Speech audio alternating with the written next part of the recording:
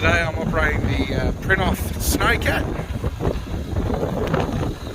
Got a blade on the front, tiller on the back,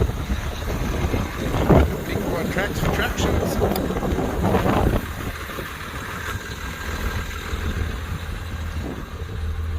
Pretty comfy inside, the controls here. So there's quite a lot going on in the cab of one of these, but most of those buttons there are all windscreen wipers, heaters, demisters, all that sort of jazz, park brake, tiller speed, and hydraulic lock. Engine rev, so we rev it up to about 1300 RPM, 1350. This is all our blade controls. This is direction control, so a bit like a boat. Forward, back, left and right. As we poke on there.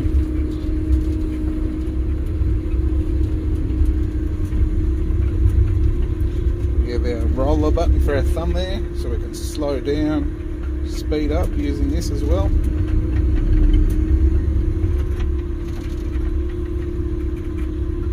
We have blade, up, down, tilt, left and right. If we hit this button here, we can crowd it forward and back,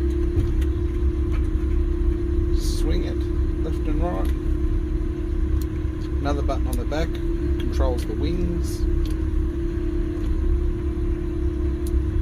and these buttons here all work the tiller on the back.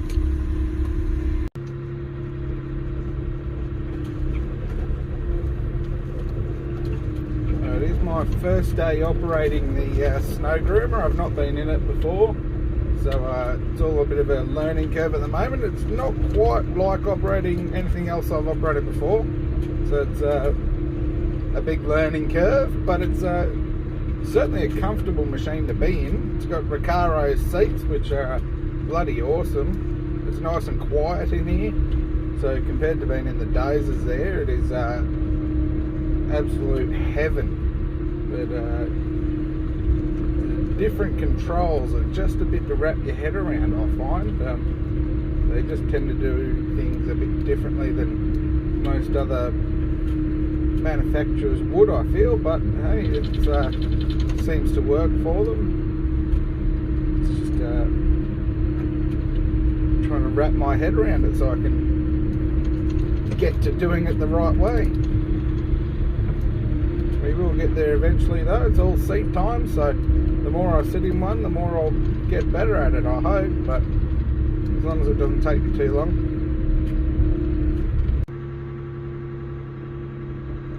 So what we're doing at the moment is actually just clearing all the snow off the ice around the sleds of the buildings here in the laydown area. That tries to keep the place nice and tidy so we can get machines in and out easily and access everything on the side of the containers and in the containers that we need. If we get too much snow or we don't get time to do this, we end up having to do it with a bulldozer, which ends up chopping up the ice and makes it a lot harder to get this sort of finish with a groomer next time. So that's what we're doing. It's a good way of doing it. We try to do it pretty regularly, keep the place tidy. It's a good place to learn as well. That's why I'm here doing it at the moment, trying to get a handle on this machine, so going nice and slow, fiddling with all the buttons, trying to make it do it what I want to do. So that double click you keep hearing there is windscreen wipers, so double click, boom boom, off you go. Do that with my right hand ring finger. And this click here is using the auxiliary function on the blade to crowd back a little bit. I want a bit less bite. Sort of see we're almost in flat light territory at the moment, a little bit hard to see. That's okay, we're just going nice and slow so we're not working too hard. Crowd the blade forward a bit more, bite a bit more, windscreen wipers again. It's a sort of a non-stop little dance.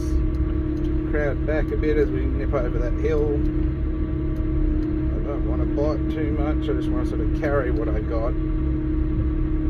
Push it out nice and level, so if we build a big mound up behind the buildings there, you sort of end up with more snow. So snow makes snow. The more lumps and bumps and mounds you leave around, end up collecting more snow. So what we try and do is keep everything nice and flat and as tidy as we can. Otherwise we end up just making more work for ourselves later on. So what we're doing here is putting a running surface on the runway itself.